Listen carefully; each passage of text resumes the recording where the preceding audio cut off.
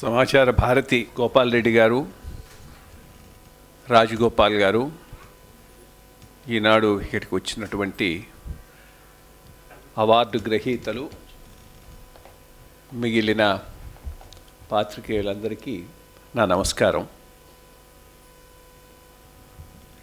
నారదుల వారు ఏ యుగంలో, అంటే ఆయన యుగ యుగాల వ్యక్తి. సో యుగానికి కూడా నువ్వు కన్ఫైన్ చేయలేవు, అన్ని యుగాల్లోనూ ఉంటాడు. సో ఇప్పటికి కూడా ఉండొచ్చు, బట్ అట్లీస్ట్ ఈ యుగంలో సర్వైవ్ అయి ఉండేవాడు కాదు, ఆ యుగాల్లో సర్వైవ్ అయినాడు. రావణుడి దగ్గరికి పోయినాడు, మాట్లాడాడు, ఆయనకు నచ్చని విషయాలు చెప్పాడు, కానీ రావణుడు ఆయన ఏమి చేయలేదు. ఇంకో నరకాసురుడి దగ్గరికి పోయినాడు, నరకాసురుడు ఆయనేమి చేయలేదు. అయ్యా నమస్కారం అన్నారే కానీ నువ్వు మాకు వ్యతిరేకంగా వార్త చెబుతావా, వార్త రాస్తావా అని ఆ రోజు ఎవరు ఆయన్ను ప్రశ్నించిన వాళ్ళు లేరు. ఈరోజు ఏదైనా ఫ్యాక్షనిస్ట్ విలేజ్కి పోతే అదే నారదుడు, రే నారదా ఇట్లా రాయ్ లేకపోతే నేను లేపేస్తామనొచ్చు. ఈరోజు పాత్రికేయుల పరిస్థితి అది. ఈరోజు నారదుల పరిస్థితి ఏంటి అంటే, అక్కడ లోకల్గా ఉన్నటువంటి ఫ్యాక్షన్ లీడర్కు వ్యతిరేకంగా రాసే పరిస్థితి లేదు. సరే, ఇంకా ఫ్యాక్షన్ లీడర్లను వదిలేద్దాం, సంస్థలకు వద్దాం. యాజమాన్యం మీరు అనుకున్న విధంగా రాసేటటువంటి స్వేచ్ఛను ఇస్తుందా? ఛాన్సే లేదు. ఒకవేళ ఇచ్చినా ఈరోజున్న నారదులు సక్రమంగా రాస్తారా? అది అవకాశం లేదు. సో వ్యవస్థలు దిగజారాయి అని అంటే అన్ని వ్యవస్థలు దిగజారాయి. అది నేను ఎప్పుడూ చెప్తూ ఉంటాం. మా అడ్మినిస్ట్రేటర్లు వీళ్ళు 1950 సంవత్సరంలో ఐఏఎస్లో చేయని వాళ్ళు మేము ట్రైనింగ్లో ఉన్నప్పుడు ఆ కాలం అంటూ మొదలెట్టేవాళ్ళు. సరే, ఆయన పాయ్ గారని ఉండేవాళ్ళు. బెజవాడ గోపాల్ రెడ్డి గారితో ఆయనకున్నటువంటి అనుబంధం అప్పుడు పనిచేసింది. అక్కడ పోతూ ఉంటే, నమస్కారం సార్ మీరు వెళ్ళండి భోజనానికి అంటే, ఈరోజు మేము ఉన్నప్పటికీ ఆ పరిస్థితి లేదు. బట్ కాలం పాతకాలం ఎప్పుడూ చాలా గొప్పగా అనిపిస్తూ ఉంటుంది. మాకు వాళ్ళు ఆ రోజు అది గొప్పగా చెప్పుకున్నారు. ఈరోజు ఎవడైనా ఐఏఎస్ లేటెస్ట్ వాడు వచ్చి మమ్మల్ని అడిగితే మా కాలాన్ని గురించి మేము గంట సేపు వాడికి లెక్చర్ ఇవ్వచ్చు. తర్వాత చూచి రెలవెంట్ ఫెలో ఎప్పటి సంగతో మాట్లాడతాడు. ఈరోజు నేను ఇట్లా అంటే అదే ఫ్యాక్షనిస్ట్ లేపేస్తా అన్నట్లు. ఇప్పుడు పత్రికలనే కాదు, ఐఏఎస్ను ఐపీఎస్ను కూడా లేపేస్తామంటారు. సో నోరు మూసుకొని కూర్చోవటం మంచిదని వాడు అనుకోవచ్చు. Natural, survival is the most important thing కదా. సో ఈ కాలం మారింది అనేది అన్నీ మారుతూ ఉంటుంది, మారకుండా పోదు. కాలంతో పాటు విలువలు మారుతాయి, మనుషులు మారుతారు, విధానాలు మారుతాయి. కాంటెంపరీ కాలంలో కూడా నా శక్తి ఉన్నంత వరకు నేను ఎంతవరకు చేయగలను అంతవరకు సక్రమంగా చేసినా కానీ గొప్ప విషయమే. సో అది కూడా చేయకపోవటం అనేటటువంటిది అది చాలా దురదృష్టకరమైనటువంటి విషయం. దీని గురించి ఆలోచించాల్సినటువంటి అవసరం ఎంతైనా ఉన్నది. రెండోది, ఒకటి గొప్ప విషయం ఏంటి అంటే, ఆంధ్రప్రదేశ్లో, అంటే ఐఎమ్ టాకింగ్ ఆఫ్ యునైటెడ్ ఆంధ్రప్రదేశ్లో జర్నలిజంలో ఒక మైల్ స్టోన్ ఈనాడు. దాంట్లో ఏమి డౌట్ లేదు, ఎవరైనా దాన్ని యాక్సెప్ట్ చేయాలి. ఇక్కడ ప్రతి వాళ్ళు ఎవరైనా కానీ హూ ఇన్ జర్నలిజం ఈరోజు అంటే 83లో ఈనాడులో నేను స్టార్ట్ చేశానని చెప్పేవాళ్ళే. వాళ్ళు ఎడిటర్లు కానివ్వండి, చీఫ్ ఎడిటర్స్ కానివ్వండి. రెండోది ఫైనాన్షియల్ ప్యాకేజ్ కూడా. నేను ఈవెన్ పొత్తూరు వెంకటేశ్వరరావు గారిని కలిసినప్పుడు కూడా, ఆయన ఉన్నప్పుడు మహానుభావుడు అదే చెప్పేవాడు, మాకంటూ కొంత ఫైనాన్షియల్ ఇండిపెండెన్సు, కొంత స్టెబిలిటీ వచ్చిందంటే ఈనాడుతూనే వచ్చిందని. ఇంతకుముందు what ever was paid was very little. So that way ఒక చాప్టర్ అదొకటి మనం యాజ్ పీపుల్ ఆంధ్రప్రదేశ్ జర్నలిజంలో అది ఒక మైల్ స్టోన్ కింద తప్పకుండా మనం అందరం యాక్సెప్ట్ చేయాల్సినటువంటి అవసరం అయితే ఉన్నది. సో ఇది వచ్చేటటువంటి ఇది. బట్ ఒకటి ఏంటంటే ప్రతి యాక్షన్కు రియాక్షన్ ఉంటుంది.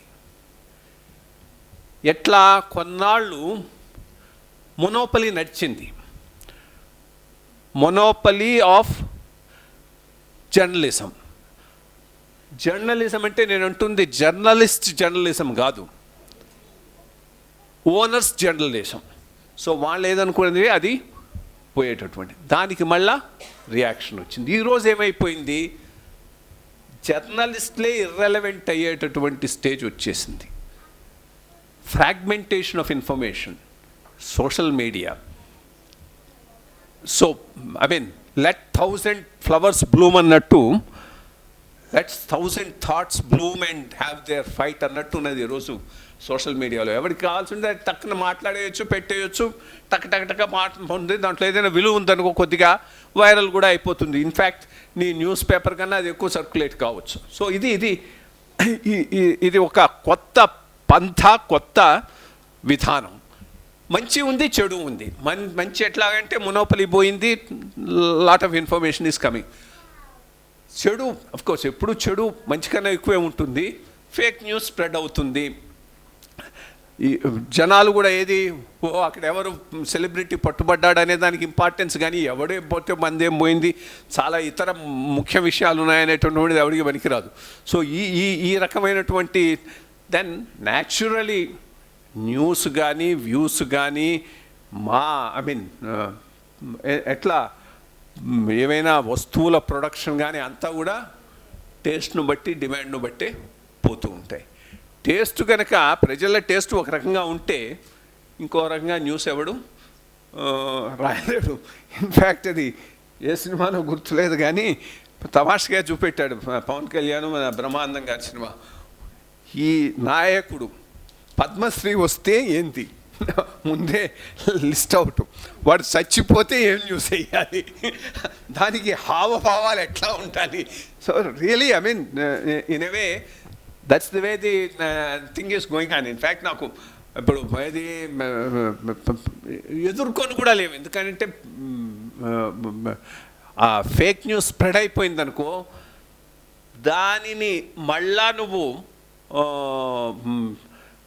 కౌంటర్ చేసడానికి ఫస్ట్ ఆఫ్ ఆల్ నీకు అంత స్ప్రెడ్ ఉండాలి, అంత నెట్వర్క్ ఉండాలి. ఎవరికి ఉండదు. కాబట్టి there is no way you can do it.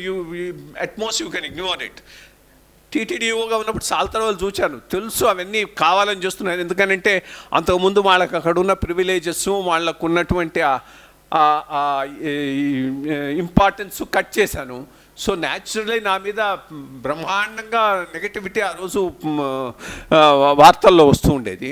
అతడు ఏదో పెద్ద న్యూస్ ప్రధానమైనటువంటి టీవీ ఛానల్ వాడు వేశాడు. రెండో రోజు వెంటనే నేను అది ఖండిస్తూ పెద్ద ప్రెస్ కాన్ఫరెన్స్ పెట్టి దాన్ని ఇచ్చేస్తూ ప్రెస్ కాన్ఫరెన్స్ ఇచ్చా. మేమేసిన న్యూస్ నువ్వు ఖండిస్తావని మూడో రోజు నుంచి ఇంకా వైరల్గా ఏవేవో అన్నీ అబద్ధాలే రాయటం, పెద్ద ఇదిగా రాయటం కాదు, అదే ఎలక్ట్రానిక్ మీడియా కదా, ప్రచారం చేయటం. ఉదయం ప్రైమ్ టైంలో, సాయంత్రం ప్రైమ్ టైంలో బ్రహ్మాండంగా నా మీద అదొక పర్సనల్ దాడిలాగానే జరిగింది. తెలుసు నెగటివ్ పోతూ ఉన్నది, చేయగలిగింది ఏం లేదు. ఇప్పుడు వాడిని నేనేమి ఐ కెనాట్. బట్ లక్ ఒక్కోతరం ఎట్లా ఉంటుందంటే, నాకు తెలిసిన ఫ్రెండ్ ఆయన చూచాడు. ఆయనకు ఈ TV9 I mean of course అసలు దానికి వచ్చేసాను. TV9 యాజమాన్యం తెలుసు. యాజమాన్యంలో మెయిన్ వాడికి ఫోన్ చేసి, నాకు తెలుసు కృష్ణారావు ఎంత కష్టపడుతున్నాడో, ఈ టీటీలో ఏం చేస్తున్నాడు, మీ వాడు ఎవడో సన్నాసిట చేస్తున్నట్టున్నాడు, కట్ చేసే ఇమ్మడియంటే కట్ అయిపోయింది. నెక్స్ట్ డే కట్ అయిపోయింది. సో మనం గొప్ప అనుకుంటాం, బట్ యాజమాన్యం చాలా గొప్ప. నాకు యాజమాన్యానికి లింక్ లేనంత వరకు నువ్వు అనుకున్న నడిచింది. ఎక్కడో ఇది నేను కావాలనుకొని తెచ్చుకున్న లింక్ కూడా కాదు. నాకు నా శ్రేయోభిలాషం ఆయన ఇది రావటం చూచి, ఇదేంటి కృష్ణారావుని గురించి వీడిట ఇది చేస్తూ ఉన్నాడు, నాకు తెలుసు అక్కడ ఏం చేస్తున్నాడని మెయిన్ పర్సన్కి ఫోన్ చేసి, ఏంటిట్టా చేస్తున్నారు, మీకు చెడ్డ పేరు వస్తుందని అంటే, వాడు మెయిన్ ఫెలో ఇదేంటి ఇట్లా రాసినావు తీసేయంటే తీసేశారు. సో నాకు పాత్ర లేకుండానే నా మీద చాలా వైరల్ దుష్ప్రచారం నడిచిపోయింది, నా పాత్ర లేకుండానే అది ఆగిపోయింది.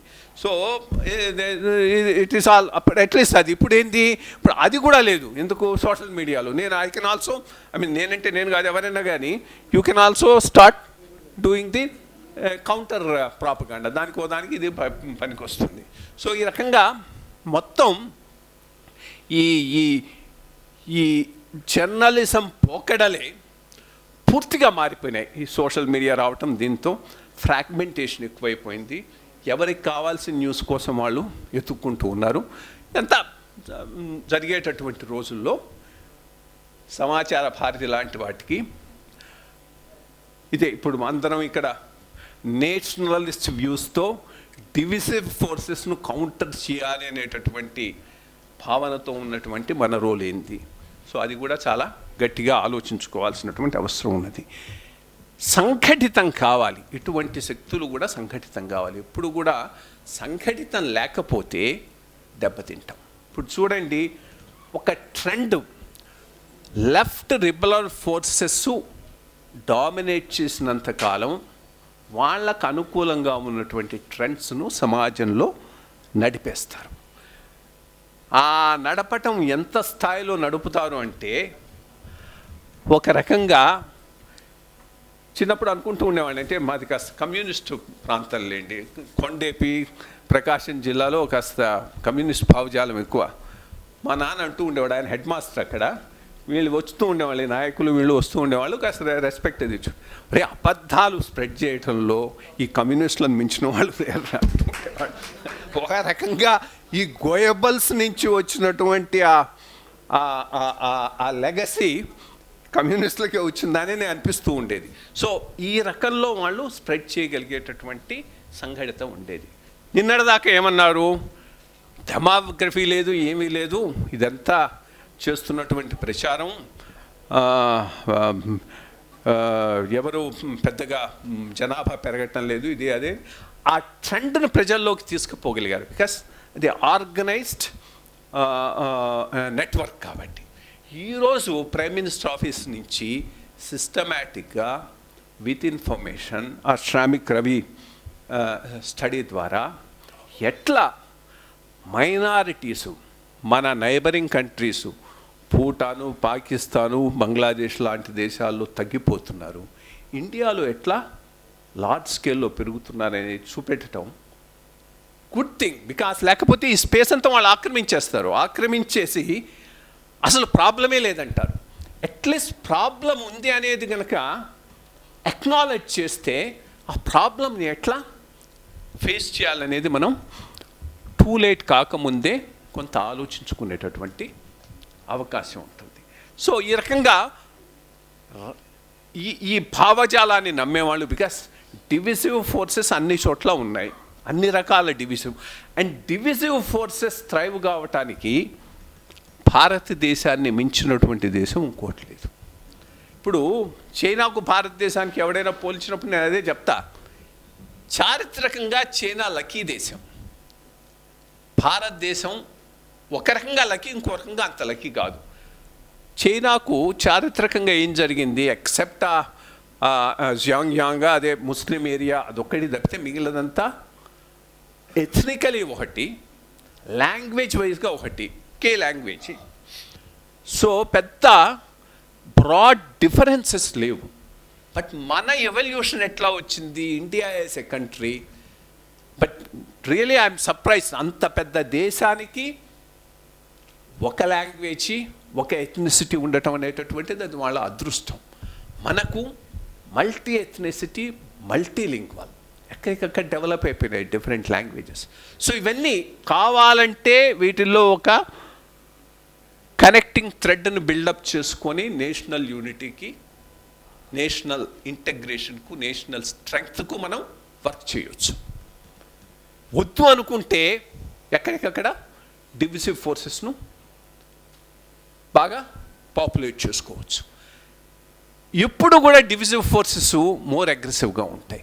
సో వాటిని కౌంటర్ చేయాలి అంటే తప్పకుండా నేషనలిస్ట్ ఫోర్సెస్ను యునైట్ కావాల్సినటువంటి అవసరం ఉన్నది, డిఫరెంట్ లెవెల్స్లో. అటువంటి దాంట్లో ఒకటి ఈ సమాచార భారతి ఆ ఇనిషియేటివ్స్ ప్రతి చోట్ల ఎవరికి వాళ్ళు ఇనిషియేటివ్, ఈ ఐడియాలజీలో బిలీవ్ చేసేవాళ్ళు, ఈ జాతి ఒకటి, జాతి సంఘటితంగా ఉండాలి, జాతి సంఘటితంగా ఉంటేనే దేశానికి మంచిది, యాక్చువల్లీ మిగిలినవన్నీ వదిలేయండి, అసలు ఏమీ పర్లేదు, just as a economic unit ఈ దేశం ఒకటిగా ఉండటం చాలా అవసరం.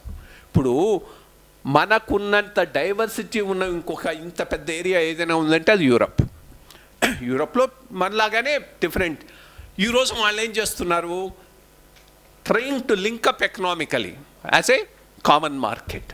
సో ఎక్కడైతే డివిజన్ ఉందో అక్కడ యూనిటీ కోసం వాళ్ళు ట్రై చేస్తున్నారు. ఎందుకనంటే economically it makes sense.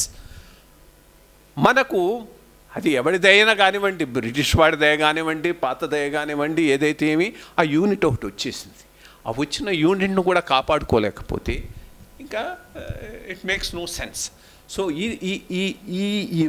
Simple economic పాయింట్లోనైనా కానీ కలిసి ఉండటం అనేది చాలా చాలా అవసరం. Of course 110 reasons there is no need for any division within this country because so cultural yathas everything, but ఈ ఫోర్సెస్ ఎప్పుడు వర్క్ చేస్తూ ఉంటాయి. వాటిని ఎట్లా కౌంటర్ చేయడం దాని మీద అందరం సంఘటితమై పనిచేయాల్సినటువంటి అవసరం ఉన్నది. ఇటువంటి ఇనిషియేటివ్స్లో ఇది ఒక సమాచార భారతి ఒక మంచి ఇనిషియేటివ్. నాకు పెద్ద ఐడియా లేదు. వల్లీశ్వర్ గారు ఫోన్ చేసి, సార్ ఈ కార్యక్రమం ఉంది మీరు వస్తారా అని అంటే, అవన్నట్టు నేనేం పెద్ద అంత బిజీగా వెళ్ళలేదు, ఊరికనే ఉన్నాను కాబట్టి చాలా లీజర్లీగా ఉన్నాను, వచ్చేస్తాను, అబ్సల్యూట్లీ నో ప్రాబ్లం, 2 గంటలు కూర్చొని పోవటానికి. వినేవాడు ఉంటే ఇన్ఫ్యాక్ట్ రిటైర్డ్ ఆఫీసర్స్ని అవాయిడ్ చేయాలి, అదొకటి. నో చాలా చాలా ఇంపార్టెంట్. నేను కూడా చేసుకున్నా. అప్పుడు నేను సర్వీస్లో ఉండేవాడిని.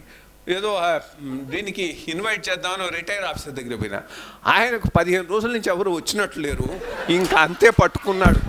మేము పోతామంటే పోనివ్వలేదు, కొట్టి కొట్టి కొట్టి కొట్టి నాయన రిటైర్డ్ ఆఫీసర్లు మన సర్వీస్లో ఉన్నప్పుడు ఎప్పుడు అట్లాగే ఇప్పుడు మీరు కూడా ఈయనకు పర్లేదు మాట్లాడుతూ ఉన్నాడని కూడా అనుకోవచ్చు, ఆపుతాను.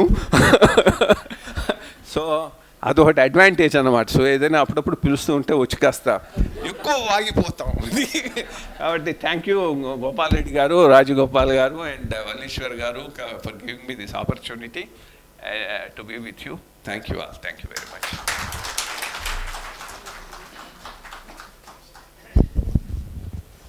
ధన్యవాదాలు సార్. అంటే కొంతమంది ఎంత మాట్లాడినా వినాలనిపిస్తుంది, వింటున్న కొద్దీ ఏదో నేర్చుకున్నాం అనిపిస్తుంది. అలాంటి మాటల కోసం ఎంత సమయమైనా కేటాయించవచ్చు అనిపిస్తుంది. నాకు మీ మాటలు వింటుంటే హాస్యంతో పాటు ఎంతో నేర్చుకున్నట్టు కూడా అనిపించింది. మీ అందరికీ కూడా అనిపిస్తే ఒకసారి గట్టిగా చెప్పట్లు. అండ్ అలాగే కృష్ణారావు గారిని సత్కరించవలసిందిగా గోపాల్ రెడ్డి గారిని కోరుకుంటున్నాము.